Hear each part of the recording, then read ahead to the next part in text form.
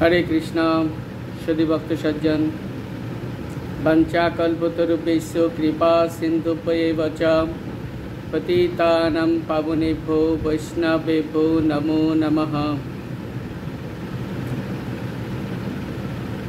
जय राधा माधव जय कुंज बिहारी जय राधा माधव जय कुंज बिहारी जय गोपी जन वल्लभ जय गिरिवरोधारी जय गिरिवरोधारी जशोदानंदन व्रज जनरंजन जशोदानंदन व्रज जनरंजन यमुना तीर बनचारी यमुना तीर बनचारी जय राधा माधव जय कुंज बिहारी हरे कृष्णा कृष्ण कृष्ण हरे हरे हरे राम राम राम हरे हरे हरे कृष्णा कृष्ण कृष्ण हरे हरे हरे राम राम राम हरे हरे जय राधा माधव जय राधा माधव राधा माधव जय राधा माधव जय कुंज बिहारी जय कुंज बिहारी कुंज बिहारी जय कुंज बिहारी जय प्रभुपाद जय प्रभुपाद प्रभुपाद जय प्रभुपाद जय गुरुदेव जय गुरुदेव गुरुदेव जय गुरुदेव निताई गौर हरि बोल हरि बोल हरि बोल हरि बोल। जय जय राधा माधव बलराम सुभद्रा जगन्नाथ देव की जय। जय गौर पूर्णिमा गत की जय। निताई गौर प्रेमानंदे हरि हरि बोल। ओम ज्ञानतिमिरन्धस्य ज्ञानाञ्जनशलाकया चक्षुरुन्मीलितं येन तस्मै श्रीगुरवे नमः।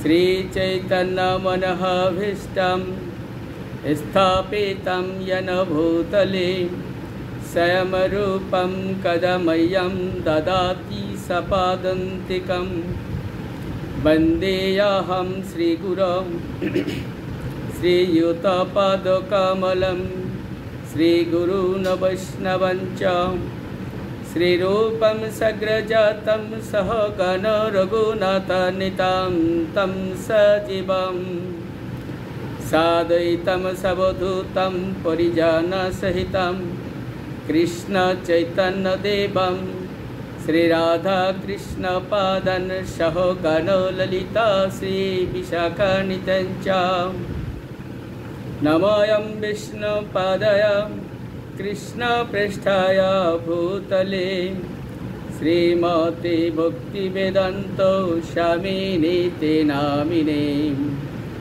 नमस्ते सरस्वती देवै गौरवाणी प्रचारिणे निर्विशेषो शून्यवादी पश्चातो देशोतारिणे। वञ्चाकल्पतरुभ्यश्च कृपा सिन्धुभ्येव च पतितानं पावनेभ्यो वैष्णवेभ्यो नमो नमः। हे कृष्ण करुणा सिंधु दीनबन्धो जगत्पते गोपेशो गोपिकान्तो राधाकान्तो नमस्ते। तप्त कांचन गौरंगी राधे वृंदावनेश्वरी वृषभानुसुते देवी प्रणमामि हरिप्रिये। जय श्री कृष्ण चैतन्य प्रभु नित्यानंद श्री अद्वैत गदाधर श्रीवासादि गौर भक्त वृंद। हरे कृष्णा कृष्णा कृष्णा हरे हरे हरे राम राम राम हरे हरे। हरे कृष्णा कृष्णा कृष्णा हरे हरे हरे राम राम राम हरे हरे। ओम नमो भगवते वासुदेवाय। ओम नमो भगवते वासुदेवाय। ओम नमो भगवते वासुदेवाय। नारायणं नमस्कृत्य नरं चैव नरोत्तमं देवीं सरस्वतीं व्यासं ततो जयमुदीरये। हरे कृष्णा। शुद्धि भक्त सज्जन, आजरुलंबित भुजौ कनकवादतौ संकीर्तनैकपीतरौ कमलयतक्षौ विश्वम्भरौ द्विजबारौ जुगधर्मपालौ वंदे जगत्प्रियकरौ करुणावतारौ। हरे कृष्णा। আমরা গতকালকে মহাপ্রভুর আবির্ভাব লীলা এটার প্রথম অংশ গতকালকে আমরা অধ্যয়ন করেছি এবং আলোচনা করেছিলাম। আজকে আমরা দ্বিতীয় অংশ আলাপ করব। তো অনর্পিতা চরিত চিরম অনর্পিতা চরিম চিরত করুণায়াবতীর্ণ কালো समपयेतुमुन्नत उज्ज्वल रसं भक्ति श्रियं होरी पुरट सुंदर दुती कदम्बक संदीपितः सदा हृदय कंदर स्फुरतु वाससी नंदनः। বলছে বহুকাল পূর্ব পর্যন্ত যা অর্পিত হয়নি এবং উন্নত উজ্জ্বল রসময়ী নিজের ভক্তি সম্পদ দান করার জন্যে যিনি করুণাবশত কলিযুগে অবতীর্ণ হয়েছেন, যিনি স্বর্ণ থেকেও সুন্দর দুটি সমূহের দ্বারা সমুদ্ভাসিত, সেই শচীনন্দন শ্রী গৌরহরি সর্বদা তোমাদের হৃদয় কন্দরে স্ফুরিত হন। তো আমরা গতকালকে আলোচনা করেছিলাম মহাপ্রভু তিনি অবতীর্ণ হয়েছেন নদিয়ায়। শচী গর্ভ সিন্ধু থেকে তিনি পদার্পণ করেছেন এই নদিয়াতে। সেজন্য ভুবন মঙ্গল হরিধ্বনির মাধ্যমে সমস্ত নগরবাসী, সমস্ত নদিয়াবাসী, সমস্ত ব্রহ্মাণ্ডবাসী উৎফুল্ল সংকীর্তন সহিত প্রভুর অবতার গ্রহণের স্থলে তাহা করেন প্রচার। তো বলা হচ্ছে যে নবদ্বীপবাসীর আজ আনন্দের অবধি নেই। কেন? এতদিন অপেক্ষা করছিল সবাই, যে বিশেষ করে অদ্বৈত আচার্য প্রভু অপেক্ষা করছিলেন যে আমি স্বয়ং ভগবান কৃষ্ণকে আহ্বান করেছি, তারপরে শচী মায়ের গর্ভ পূজা করেছি, এখন শুধুমাত্র সময়ের অপেক্ষা। 13 মাস শচী মায়ের গর্ভে অবস্থান করার পরে মহাপ্রভু যখন এই ফাল্গুনী পূর্ণিমার শুভক্ষণে আবির্ভূত হয়েছেন, তখন সমস্ত নগরবাসী বলছে নবদ্বীপবাসীর আজ আনন্দের অবধি নেই। আজ শুভ দিনে নবদ্বীপে যে ভুবন মঙ্গল হরি হরি ধ্বনি উত্থিত হলো তা সর্বত্রই ব্যাপ্ত হলো। সকলে ভাবতে লাগলো যে এরকম নিরন্তর যদি চন্দ্রগ্রহণ হতো কি মজাটাই না হতো না। তো বলছে মহাপ্রভু গৌরাঙ্গের জন্মের পূর্ব হতেই সকলে কৃষ্ণনাম কীর্তনে মগ্ন ছিলেন। গ্রহণে স্নানের সময় এবং গৌরাঙ্গ মহাপ্রভুর জন্ম লগ্নেও নবদ্বীপবাসীগণ কৃষ্ণ নাম কীর্তনে রত ছিলেন। চৈতন্য ভাগবতে শ্রী বৃন্দাবন দাস ঠাকুর এই গৌরাঙ্গ মহাপ্রভুর আবির্ভাবের সময়ের যে সকলের মনে যে পরম আনন্দ, সেই আনন্দটা তিনি একটু বর্ণনা করেছেন অন্যভাবে। কি বলছেন? ঈশ্বরের কর্ম বুঝিবারের শক্তি কায়, চন্দ্র আচ্ছা দিল রাহু ঈশ্বর ইচ্ছায়। ঈশ্বরের কর্ম বুঝিবার কারো শক্তি নেই। কেন? আমি গতকালকে আলাপ করেছিলাম যে পূর্ণচন্দ্র সকলঙ্ক চন্দ্র, পূর্ণচন্দ্র আকাশে উদীয়মান হওয়ার কোনো প্রয়োজন নেই, যেহেতু অকলঙ্ক পূর্ণচন্দ্র গৌরাঙ্গ চন্দ্র অর্থাৎ গৌরচন্দ্র আবির্ভাব হয়েছে। তাই গৌরাঙ্গ মহাপ্রভু স্বয়ং ভগবান তার ইচ্ছাতেই চন্দ্রকে রাহু আচ্ছাদিত করে নিয়েছিল।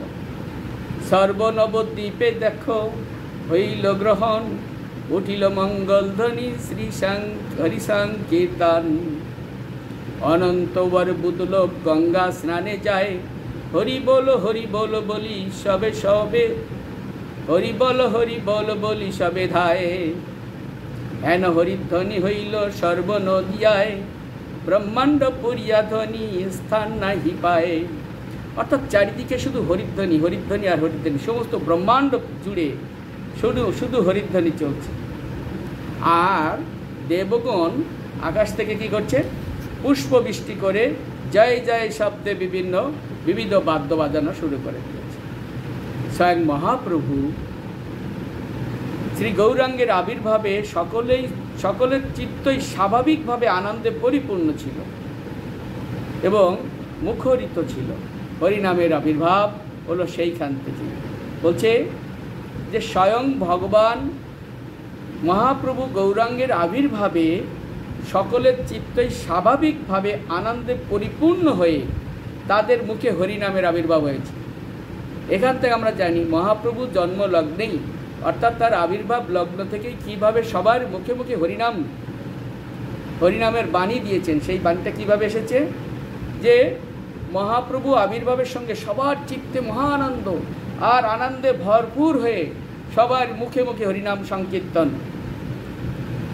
পশু পাখি লতা পাতা স্থাবর জঙ্গম এমনকি নদ নদীর জলও অকস্মাৎ প্রসন্ন হয়ে উঠল। বস্তুত 10 দিকে যেন একটা প্রসন্নতার তরঙ্গ প্রবাহিত হয়েছে। নবদ্বীপবাসীরা সকলেই মহাপ্রভু শ্রী গৌরচন্দ্রকে দর্শন করে জয় গৌরহরি, জয় সচিনন্দন গৌরহরি, জয় সচিনন্দন গৌরহরি বলে আনন্দে মশগুল হয়ে রয়েছে। যখন মহাপ্রভু সচিমায়ের অঙ্গনে আবির্ভূত হয়েছেন তখন ওদিকে কি হয়েছে? যিনি গৌরানা ঠাকুর নামে আমাদের সবার কাছে পরিচিত, যার আহ্বানে গৌরাঙ্গ মহাপ্রভু স্বয়ং কৃষ্ণ যিনি এসেছেন, সেই শান্তিপুরে অদ্বৈত আচার্য তখন কি করছিলেন? মহাপ্রভুর আবির্ভাবের সময় অদ্বৈত আচার্যের শান্তিপুরে তার নিজের বাড়িতেই তিনি ছিলেন, নিজের আশ্রম যেটা সেই আশ্রমেই ছিলেন। মহাপ্রভুর আবির্ভাবের কথা শান্তিপুরে তখন কেউ জানতে পারে নাই, শুনেও নাই। কিন্তু অন্তরে আনন্দের প্রেরণায় হরিদাস ঠাকুরকে সঙ্গে নিয়ে শ্রী অদ্বৈত ঠাকুর সব প্রেম হুঙ্কার করতে করতে আনন্দে নৃত্য করতে শুরু করে দিলেন। আনন্দে তিনি নাচতে শুরু করে দিয়েছেন। কিন্তু তারা কেন এরূপ নৃত্য করছে, কেন এরূপ হুঙ্কার দিচ্ছে, কিন্তু শান্তিপুরবাসীরা তার জানে না। এই যে শান্তিপুরে যারা, এরা জানে না তারা কেন এরকম করছে। শ্রী অদ্বৈত প্রভু এবং হরিদাস ঠাকুর নৃত্য কীর্তন করাকালীন হঠাৎ আকাশের দিকে তাদের দৃষ্টি গেল, দেখলো যে চন্দ্রগ্রহণ শুরু হয়ে গেছে। দেখলো কি? চন্দ্রগ্রহণ শুরু হয়ে গেছে, আর গ্রহণ দর্শন মাত্রই তারা সোজা চলে গেছে গঙ্গায়, গঙ্গা স্নান করলেন এবং ব্রাহ্মণদেরকে নানাবিধ দ্রব্যাদি দান করলেন অদ্বৈত আচার্য এবং হরিদাস ঠাকুর। এই সমস্ত হলো ওই অদ্বৈত আচার্যের মনের আনন্দের অভিব্যক্তির প্রকাশ। জগৎ আনন্দময় দেখে হরিদাস ঠাকুর মনে মনে বিস্মিত হয়ে অদ্বৈত প্রভুকে বললেন, তুমি এত আনন্দ করে নৃত্য করছো কেন, দান করছো, এদিকে আবার আমার মনটাও কেন যেন প্রসন্ন হয়ে উঠেছে, এরকম প্রশ্ন করছেন কে? হরিদাস ঠাকুর। এর পশ্চাতে নিশ্চয়ই কোনো গূঢ় রহস্য রয়েছে। ইঙ্গিতে তিনি জানালেন যে নিশ্চয়ই তাহলে তোমার সেই আরাধনার ধন শ্রীকৃষ্ণের আবির্ভাব হয়েছে, নচেত এত আনন্দ কোথা থেকে আসবে? নবদ্বীপের আবাল বৃদ্ধ বনিতা সবাই গ্রহণ স্নানের পর গঙ্গা তীর হতে দক্ষিণ পাড়ায় শ্রী জগন্নাথ মিশ্রের বাড়ির দিকে ছুটতে শুরু করলো। সবাই যখন গঙ্গা স্নান করেছে তারপরে ছুটতে শুরু করেছে কোন দিকে? দক্ষিণ দিকে। ওই দক্ষিণ দিকে হচ্ছে জগন্নাথ মিশ্রের বাড়ি। জগন্নাথ মিশ্র গৃহিণী শচীদেবী 13 মাসে পুত্র হয়েছে। নবজাত শিশুপুত্রের অপরূপ রূপে ভুবন আলো আলো হয়ে গেছে। এমন রূপের ছেলে কেউ তো কখনো আগে দেখে নাই, যেন সাক্ষাৎ নারায়ণ। এই কথা বলতে বলতে সকলেই মিশ্র গৃহ অভিমুখে অর্থাৎ জগন্নাথ মিশ্রের গৃহের অভিমুখের দিকে ছুটেছে। সবচেয়ে মজার ব্যাপার হচ্ছে এদের মধ্যে মিশ্র পুরন্দরের প্রিয় বন্ধু শ্রীবাস পণ্ডিত এবং তার স্ত্রী মালিনী দেবীও ছিলেন। আজ মিশ্র গৃহে বহু লোকের সমাবেশ হয়েছে। শ্রী শচীমাতা সুতিকা গৃহের নবজাত শিশুকে ক্রোড়ে নিয়ে জগৎ জননীর ন্যায় বসে আছেন। অপরূপ রূপসম্পন্ন দিব্য জ্যোতির্ময় নবজাত পুত্রের কমনীয় শ্রীমুখ দর্শন করে অনিমেষ নয়নে তিনি দর্শন করছেন, চোখ ফিরাতে পারছেন না। শচীমাতা আনন্দে শ্রী জগন্নাথ মিশ্র পুরন্দরকে নিকটে ডেকে নিয়ে খুব মৃদু সুরে বললেন, ঠাকুর, বহু পুণ্য ফলে আমাদের এই পুত্র সন্তান লাভ হয়েছে, পুত্র রত্ন লাভ হয়েছে। এত আনন্দ পাচ্ছেন শচীদেবী, তিনি কি বলছেন?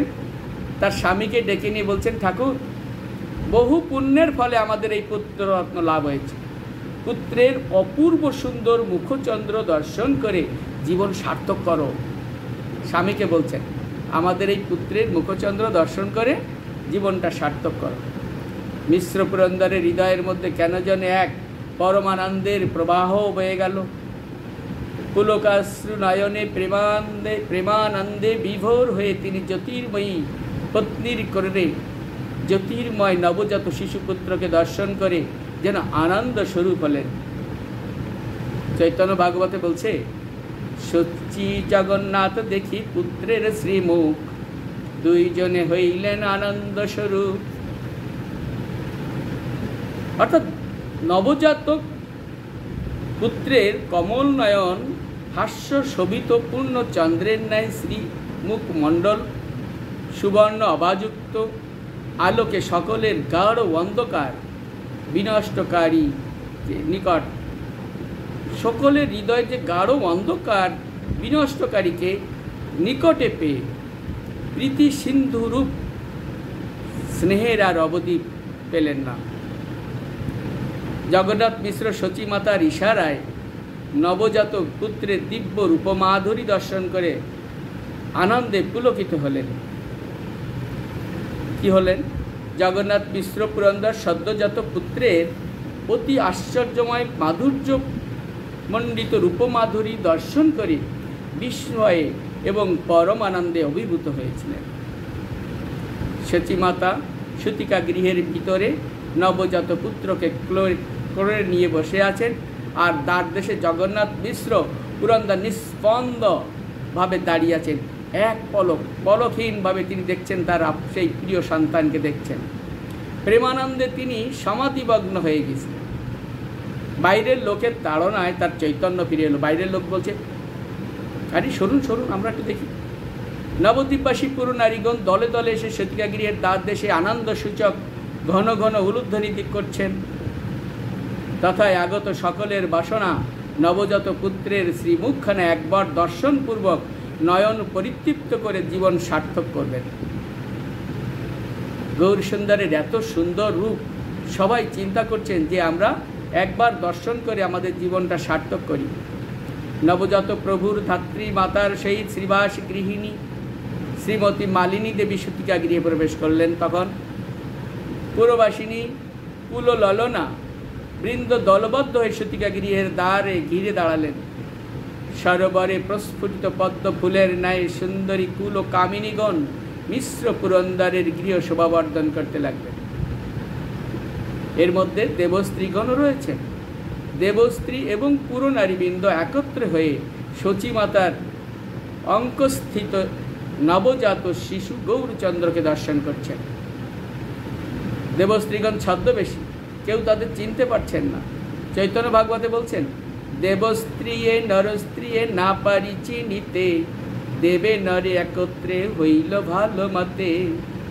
মানে কে যে দেবস্ত্রী আর কে যে নরস্ত্রী কেউ চিনতে পারছে না, কিন্তু শচীমাতা বুঝতে পারছে। এই সমস্ত সুন্দর ললনাগণ, সুন্দর রমণীগণ তো আগে আমরা এই নবদ্বীপে দেখিনি। কোথা থেকে এলো? নিশ্চয়ই দেবীরা এসেছে, দেবাঙ্গনারা এসেছে। ঠিক সেই সময় শচীদেবীর পিতা নীলাম্বর চক্রবর্তী শচীর সন্তান জাত হবার সংবাদ শ্রবণ করে দর্শন করার জন্য ছুটে এলেন। তিনি কি করলেন? তিনি ছিলেন সর্বশাস্ত্র বিশারদ শ্রীযুক্ত নীলাম্বর চক্রবর্তী। শচীদেবীর পুত্রের জন্মের কথা শ্রবণ করে অতি আনন্দ চিত্তে দ্রুতপদে জামাতার গৃহে এসে হাজির হয়েছে। শ্রী নীলাম্বর চক্রবর্তী এবং শ্রীবাস পণ্ডিত সতিকা গৃহদ্বারে উপস্থিত হলেন। তখন শ্রীবাস পণ্ডিত সতিকা গৃহদ্বার থেকে নবজাত শ্রী গৌরাঙ্গের দর্শন মাত্রেই তার প্রেম ভক্তি উছলে উঠল। যখনই নবজাত সন্তান সেই ভগবান পরমানন্দময় যিনি সেই গৌরহরিকে দর্শন করেছেন, শ্রীবাস পণ্ডিত তার প্রেম ভক্তি এত উদ্বেলিত হলো, উছলে উঠে গেছিল, তিনি সেখানেই করজোড়ে স্তব করতে শুরু করেছিলেন। জয় শঙ্খ চক্র গদা পদ্ম চতুর্ভুজ ধারী রাম নারায়ণ ব্রহ্ম মুকুন্দ মৌরারি।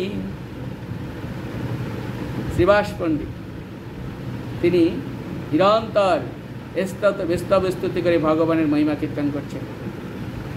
নীলাম্বর চক্রবর্তী তখন কি করছেন? তারা শ্রীবাসের অবস্থা দেখে বিস্মিত হলেন এবং বাইরে ডেকে এনে তাকে প্রতিষ্ঠিত করলেন। নীলাম্বর চক্রবর্তীও নবজাত শিশুকে দেখেই বুঝতে পারলেন যে তার কন্যার গর্ভে সর্বসুলক্ষণযুক্ত এক মহাপুরুষের আবির্ভাব হয়েছে। শচীমাতার পুত্র সন্তানের জন্ম সংবাদ পেয়ে আরও এসেছিলেন সেখানে চন্দ্রশেখর আচার্য, তার পত্নী শ্রীমতী সর্বজয়া দেবীও। তাই আজকে বিশ্ব পুরন্দরের গৃহে মহা মহা মহা মহা আনন্দোৎসব। অগণিত লোক নবজাত শিশু গৌরাঙ্গকে দেখতে আসছেন। লোক সমাগমের বিরাম নাই। কে এসেছেন? বলছে নবদ্বীপবাসী পুরো নারীগণের মধ্যে দেবকন্যা দেব নারীগণ ও ছদ্মবেশ ধারণ করে সেখানে এসেছিলেন। তারা কি করে এসেছিলেন? দান দুব্বা নিয়ে নবজাত শিশু গৌরাঙ্গ দর্শনের ছলে শুভ আশীর্বাদ করতে এসেছিলেন। দেবস্ত্রীগণ, পরমা সুন্দরী নদিয়াবাসিনী কুল ও কামিনীগণ অপরিচিত দেবস্ত্রীগণকে দেখে চিনতে পারছেন না। সকলেই গৌর দর্শনে ব্যস্ত। কে কোথা থেকে এসেছে, কে এই দেশের, কে এই দেশের না, কে এই এলাকার না, সবাই এই সমস্ত চিন্তা করছে না। তারা সবাই ব্যস্ত শুধু গৌরহরিকে দর্শন করার জন্য। বলা হচ্ছে এক একজন দেখে ফিরে যাচ্ছে, আবার হঠাৎ মনে হলো না দেখা তৃপ্তি হয়নি, আবার যে দেখতে শুরু করছে। এইভাবে সবাই গৌর দর্শনে যখন ব্যস্ত, দেবস্ত্রীগণের মধ্যে সকলেই রয়েছে।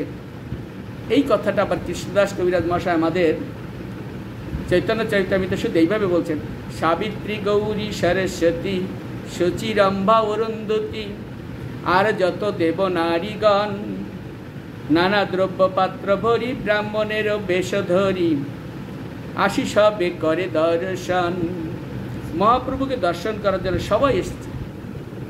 স্বর্গের দেবনারীগণ, নদিয়াবাসী কুলনারীগণ একত্র হয়ে পরমানন্দে সহস্র বাদনে শ্রীমাতার ক্রোড়স্থ শিশু গৌরাঙ্গের মস্তকে ধান দুর্বা দিয়ে কি বলছেন?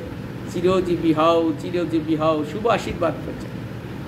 সচিমাতা এই সকল নবাগত পরমা সুন্দরী অনিন্দ রূপ লাবণ্যময়ী রমণীগণকে পূর্ব কখনো দর্শন করেন নাই নবদ্বীপে, তাই তিনি কাউকে চিনতে পারছেন না বা কোনো পরিচয় জিজ্ঞাসা করতে পারছেন না। আনন্দে আত্মহারা হয়ে তিনি নবজাত পুত্রকে কোলে নিয়ে মুখবৎ বসে আছেন। আনন্দে অতিশয্যে তিনি কে আসছে কে কাউকে চেনার দরকারও নেই। তিনি নিজের সন্তানের মুখের দিকে তাকে এত আনন্দ অভিভূত হয়ে গেছেন, মুখবৎ বসে আছেন সেখানে। হ্যাঁ, আগন্তক সকল রমণীগণ সচিমাতার শ্রীচরণের ধুলি নিচ্ছে, সচিমায়ের চরণ ধুলি নিচ্ছে সবাই। হ্যাঁ, এমন মাতা জগতে কোথাও কি আছে? নাই। তো তিনি পাকশূন্য নিস্পন্দ হয়ে এই সকল অলৌকিক কার্য দর্শন করছেন। কে? সচিমাতা। সচিমাতার সতিকা গৃহে আজ আনন্দের উৎস উঠেছে। সমস্ত নদিয়ায় সেই আনন্দ উৎসবের তরঙ্গ ছুটেছে। প্রতি গৃহে, প্রতি চত্বরে, প্রতি গঙ্গা ঘাটে, হ্যাঁ, এই আনন্দের তরঙ্গ, উচ্ছ্বলিত তরঙ্গ রাজি ছুটে চলেছে। সর্বত্র শুধু আনন্দধ্বনি, হরিধ্বনি আর হরিধ্বনিতে পূর্ণ। নীলাম্বর চক্রবর্তী নবজাত শিশু গৌরাঙ্গের জন্মলগ্ন বিচার করে অত্যন্ত আনন্দিত হলেন। নীলাম্বর চক্রবর্তী এসেছেন দাদু এসে নাতির কি করেছেন? তার জন্ম লগ্ন বিচার করে অত্যন্ত আনন্দিত হয়েছে। গোপনে জগন্নাথ মিশ্রকে ডাকছেন, ডেকে বলছেন, আমি এই শিশুর জন্মলগ্ন বিচার করে দেখলাম। কি বলছে? আমি এই শিশুর জন্মলগ্ন বিচার করে দেখলাম এই শিশু একজন মহাপুরুষ হবে এবং এই জগতের সকলকে উদ্ধার করবে।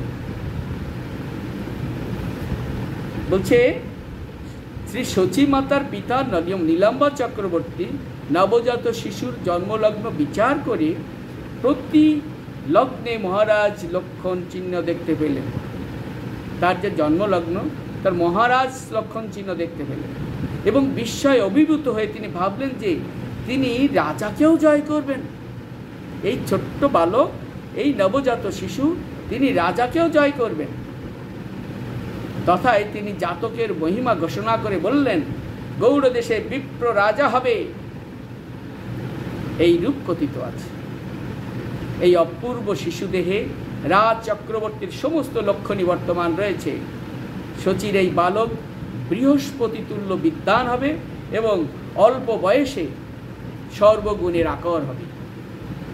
নীলাম্বর চক্রবর্তী বলছেন যে শচীর এই বালক পুত্র বৃহস্পতির তুল্য বিদ্বান হবে এবং অল্প বয়সে সর্বগুণের আকর হবে। দেখুন কি আনন্দের সংবাদ! যখন বলছেন শচীর এই বালক বৃহস্পতি তুল্য আকর মানে বিদ্বান হবে, ঠিক সেই সময় নীলাম্বর চক্রবর্তী দেখলেন একজন অজ্ঞাত কুলশীল বিপ্ররূপী মানে ব্রাহ্মণ মহাপুরুষ সেখানে উপস্থিত হয়েছে। এই নবজাতকের কুষ্ঠির গণনার ফল ব্যক্ত যখন তিনি করছিলেন, তখন দেখলেন একজন অপরিচিত অজ্ঞাত কুলশীল বিপ্ররূপী একজন মহাপুরুষ সেখানে হাজির হলেন। শ্রী নীলাম্বর চক্রবর্তী ঠাকুর কৌষ্টিক ফল গণনা করে যা বললেন তা সেই সর্বসমক্ষে প্রকাশ করলেন। তিনি কলিহত জীবের প্রতি কৃপা পরবশ হয়ে শ্রী গৌরাঙ্গ মহাপ্রভুর স্বরূপ তত্ত্ব নির্দেশ করে দিলেন। সর্বসমক্ষে ছদ্মবেশী সেই বিপ্ররূপী বৃহস্পতি, অর্থাৎ যে অজ্ঞাত কুলশীল যিনি এসেছেন তিনি স্বয়ং বৃহস্পতিদেব। সেই বৃহস্পতিদেব নবজাত শিশু সম্পর্কে বললেন। কি বললেন? বিপ্র বলে শিশু সাক্ষাৎ নারায়ণ, ইয়া হইতে সর্বধর্ম হইবে স্থাপন। বিপ্র বলছে, বৃহস্পতি বলছে, এই শিশু সাক্ষাৎ নারায়ণ, ইয়া হইতে সর্বধর্ম হইবে স্থাপন, ইয়া হইতে হইবে অপূর্ব প্রচার, এ শিশু করিবে জগত উদ্ধার। সেই নবজাতক সম্পর্কে বলছেন যে এই থেকে সর্বজন উদ্ধার পাবে। সর্বভূতে দয়াল নির্বেদ দর্শনে, সর্বজীবের প্রীতি হইবে ইহানে। সমস্ত জীবে প্রীতি হবে এর কারণে। অন্যের কি দায় বিষ্ণুদ্রোহী যে যবন, তাহার এ শিশু ভজিবে চরণ। অন্যের কথা আর কি বলবো, যিনি বিষ্ণুদ্রোহী, হ্যাঁ, যে যবন বিষ্ণুদ্রোহী, সেও এই শিশুর চরণ ভজনা করবে। তাহলে কে এসেছে একটু ভাবুন। অনন্ত ব্রহ্মাণ্ডে কীর্তি গাইবে তাহান, আদি বিপ্র এ শিশুরে করিবে প্রণাম। বলছে অনন্ত ব্রহ্মাণ্ডে কীর্তি, ইহার কীর্তি গাওয়া হবে, এবং আদি গুরু আদি বিপ্র এই শিশুরে করিবে প্রণাম। ভাগবত ধর্মময় ইহার শরীর, দেবদ্বিজ গুরু প্রীতি মাতৃভক্তধীর। বিষ্ণু যেন অবতারী লওয়ায়ন ধর্ম, এই মতো এ শিশু করিবেন সর্বকর্ম। লগ্নে যত কহে শুভ লক্ষণ ইহান, কাহার শক্তি আছে তা করিতে আখান। বিপ্ররূপী যে মহাজন নবজাত শিশু গৌরাঙ্গের ভবিষ্যৎ সম্পর্কে বলতে লাগলেন। এই শিশু কি হবে? মূল নারায়ণ। এই শিশু ধর্ম স্থাপন করবে, হ্যাঁ, ধর্ম প্রচার করবে। এর দর্শনে লোকের সংসার বৈরাগ্য উপস্থিত হবে, অর্থাৎ সংসারের যন্ত্রণা থেকে সবাই মুক্তি পাবে। এরকম এই প্রকার নীলাম্বর চক্রবর্তী সামনে যখন এই ভাবের কথা বলছে, এই ভবিষ্যৎবাণী করছে, তখন জগন্নাথ মিশ্র ছুটে এসে জ্যোতিষ বিপ্রের সামনে করজোড়ে দাঁড়ালেন। আর জগন্নাথ মিশ্র দেখে ওই জ্যোতিষী বিপ্র বুঝতে পারলেন এই নবজাতকের পিতা ইনি। জগন্নাথ মিশ্রকে দেখে তিনি জগন্নাথ মিশ্র পুরন্দরকে করজোড়ে নিবেদন করলেন। বৃহস্পতি সেই জ্যোতিষী, তিনি জগন্নাথ মিশ্রর সামনে করজোড়ে দাঁড়িয়েছেন, বিনীত ভাব নিয়ে দাঁড়িয়েছেন। হেন কোষ্ঠী গণিলাম আমি ভাগ্যবান, শ্রী বিশ্বম্বর নাম হইবে ইহান। বলছে আমি কত ভাগ্যবান যে এই মহাত্মার গোষ্ঠী গণনা করতে পারলাম। সেই গোষ্ঠী গণনা করার সৌভাগ্য আমার হলো। এর নাম হবে বিশ্বম্বর। ইহানে বলিবে লোকে নবদ্বীপ চন্দ্র, এবা লোক জানিও কেবল পরমানন্দ। ইনি সেই পরমানন্দময় পরম পুরুষ পরমেশ্বর ভগবান, যাকে সবাই নবদ্বীপ চন্দ্র বলে ডাকে। এই অজ্ঞাতনামা বিপ্রের মুখে নবজাত পুত্রের ভাবী নাম এবং অপূর্ব আখ্যান শ্রবণ করে জগন্নাথ মিশ্র আনন্দে বিহ্বলিত হলেন এবং কিছু দান করতে উদ্যত হলেন। তিনি মনে করেছেন যে যেহেতু একজন জ্যোতিষী, একজন বিপ্র, একজন ব্রাহ্মণ, তাকে অবশ্যই দান করা উচিত। গৃহস্থের কর্ম কি? দান করতে হবে। কিন্তু এই অজ্ঞাতনামা বিপ্র সসম্মানে তা প্রত্যাখ্যান করলেন। তিনি দান গ্রহণ করেন নাই। মিশ্র পুরন্দর তখন সেই বিপ্রের চরণ ধরে দীনভাবে কান্না করতে লাগলেন। সেই বিপ্রের চরণ ধরে তিনি কান্না করছেন, কে? জগন্নাথ মিশ্র। কিন্তু বিপ্র কি করলেন? ওই জগন্নাথ মিশ্রের চরণ ধরে সেও কান্না করতে শুরু করেছে। কেন? আরে আমার ভগবান, পরম আরাধ্যের পিতা তুমি, মনে মনে এই কথা চিন্তা করছেন, আর তাকে সেই জগন্নাথ মিশ্রের চরণ ধরে প্রণাম করে বলছেন, কান্নাকাটি করছেন। হ্যাঁ, তিনি ভাবলেন যে জ্যোতিষশাস্ত্রে এই অজ্ঞাতনামা বিপ্রের তুলনায় তার বিদ্যাবুদ্ধি অত্যন্ত অল্প। কে ভাবছেন? হচ্ছে জগন্নাথ মিশ্র। এই অজ্ঞাত কুলশীল বিপ্ররাজ মহাপ্রভুর সন্ন্যাস গ্রহণের বৃত্তান্ত গণনায় জানতে পারলেন। এই অজ্ঞাত যে বিপ্র বৃহস্পতি ছিলেন না, তিনি কিন্তু তার কুষ্ঠিচক্র বিচার করে বুঝতে পেরেছেন এই শিশু সন্ন্যাস নিবে, কিন্তু এই কথাটা বাদ দিয়ে তিনি আর বাকি সব কথা জানিয়েছিলেন। তিনি এই যে সন্ন্যাসী, এই যে শিশু ভবিষ্যতে সন্ন্যাস নিয়ে চলে যাবে, এই কথা তিনি তাদেরকে বললেন না। জানাতে পারতেন, কিন্তু জানান নাই। কেননা এই আনন্দ উৎসবের দিনে সে কথা প্রকাশ করে কারোর মনে দুঃখ দিতে তিনি ইচ্ছা করেন নাই। এই আনন্দের দিনে তিনি কাউকে দুঃখ দিতে ইচ্ছা করেন নাই, তাই তিনি কাউকে আর জানান নাই যে এই শিশু পরবর্তীতে সন্ন্যাস নিয়ে চলে যাবে। আমরা এরকম একটা ঘটনা জানি যে যখন বিদুর জানতে পেরেছিলেন যে কৃষ্ণ অপ্রকট হয়ে চলে গেছেন, অপ্রকট হয়েছেন, তখন তিনি যখন হস্তিনাপুরে এলেন তখন সবার কুশল জিজ্ঞাসা করছেন, আপনি কি দ্বারকায় গিয়েছিলেন? যুধিষ্ঠির মহারাজ দ্বারকায় কৃষ্ণ কেমন আছে, দ্বারকায় প্রত্যেকের কথা জিজ্ঞাসা করছেন। তখন বুঝতে পেরেছিলেন এই কৃষ্ণ বিরহে এরা কাতর হয়ে যাবে, তাই কৃষ্ণের অপ্রকটের কথা তিনি বলেন নাই। ঠিক তদ্রূপ এই বিপ্র বৃহস্পতি তিনিও কিন্তু জগন্নাথ মিশ্রকে বলেন নাই। কেন বলেন নাই? শাস্ত্রে কি বলছে? চৈতন্য ভাগবতমে বলছে সুন্দর করে, বলছে যেন বসে পাচে হয় দুঃখের প্রকাশ, অতএব না কহিল প্রভুর সন্ন্যাস। প্রভু যে সন্ন্যাস নেবেন এই কথাটা তিনি বললেন না। না বলে কি করলেন? বিপ্ররূপী এই সেই জ্যোতিষী লোকহট্টের ভিতরে, সংগঠ্যের ভিতরে আস্তে আস্তে মিলিত হয়ে অদৃশ্য হয়ে গেলেন। পরে জগন্নাথ মিশ্র ওনাকে আর খুঁজে পান নাই। জগন্নাথ মিশ্র তখন আর খুঁজে পান নাই। কোথায় গেল, কোথায় গেল, কোথায় গেল? নাই নাই নাই তো নাই। তাহলে আমরা একটু ভগবানের রূপের বর্ণনা করার চেষ্টা করি। যদিও সবাই বলছে শচীনন্দন গৌরহরি ত্রয়োদশ কাল 13 মাস মাতৃগর্ভ দৃষ্টিতে ছিলেন, আমরা জানি। যিনি তখন ভূতলে অবতীর্ণ হলেন তখন সকলেই দেখলেন যে তার অঙ্গ প্রত্যঙ্গ অতিশয় হৃষ্টপুষ্ট হয়ে আছে।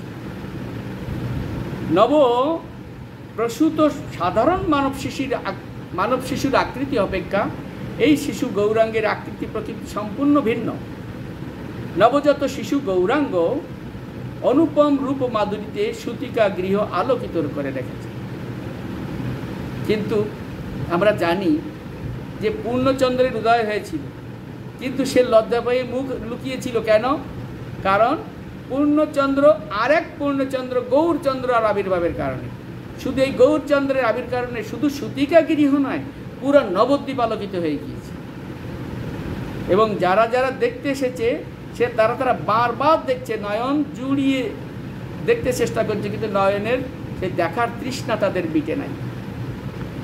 তো বলছে এমন সর্বাঙ্গ সুন্দর অলৌকিক জ্যোতিপূর্ণ অনুপম শিশুকে যে একবার দেখেছে সে আর বারবার দেখতে চায়। তার রূপের ফাঁদে পড়ে তারা বারবার ফিরে ফিরে আসে, বারবার ফিরে ফিরে দেখে চলে যাচ্ছে কিছু দূর, আবার ফিরে আসে দেখছে। হ্যাঁ, শিশু গৌরাঙ্গকে নদিয়াবাসীরা নরনারীরা যতবার দর্শন করছে ততই তাদের রূপতৃষ্ণা বেড়ে যাচ্ছে, বর্ধিত হচ্ছে। বিশুদ্ধ বাৎসল্য রসে তাদের হৃদয়ে দ্রবীভূত হয়ে গৌরাঙ্গের রূপসিন্ধুতে মিলিত হয়ে একাকার হয়ে যাচ্ছে। এরকম ঘটনা আমরা জানি কৃষ্ণলীলায়। যখন কৃষ্ণ মা যশোদার কোলে বসে তার স্তন পান করতেন, তখন সমস্ত বৃন্দাবনবাসী সমস্ত রমণীরা, গোপীরা যারা মাতৃবৎসল, হ্যাঁ বাৎসল্য হেতু তাদের স্তন থেকে দুগ্ধ খরিত হতো। এই যে গৌরচন্দ্রকে দর্শন করে সমস্ত রমণীরা বাৎসল্য রসে তাদের হৃদয় দ্রবীভূত হয়ে যাচ্ছে। সমস্ত যারা পিতৃস্থানীয় তাদেরও বাৎসল্য রসে অভিভূত হয়েছে। যেমন দরজার কাছে জগন্নাথ মিত্র দাঁড়িয়েছিলেন, তার দর্শন করা বন্ধ করে চলে যেতে ইচ্ছা করছিল না, তন্ময় হয়ে গিয়েছিলেন। তাই চৈতন্য চরিতামৃতে কবিদাস গোস্বামী বলছেন সর্বঙ্গ সুনির্মাণ সুবর্ণ প্রতিমাভান সর্বঙ্গ সুলক্ষণময় বালকের দিব্য দ্যুতি দেখি পাইল বহু প্রীতি বাৎসল্যেতে দ্রবিল হৃদয়। বাৎসল্য রসে হৃদয়ে কি হলো? দ্রবিল। লোচন দাস ঠাকুর এখানে আবার একটু গান গেয়ে দিয়েছে। লোচন দাস ঠাকুর কি বলছেন? এহেন বালক কভু না দেখি না শুনি, বালক দেখিয়া হিয়া করে নাকি জানি। সেই সর্বাঙ্গ সুন্দর ললিত লাবণ্যময় কর্ষিত কনকদ্যুতি বিশিষ্ট শিশু গৌরাঙ্গের প্রতিটা অঙ্গের অপরূপ মাধুর্য, রূপ মাধুর্য, হ্যাঁ শোভা দর্শন করার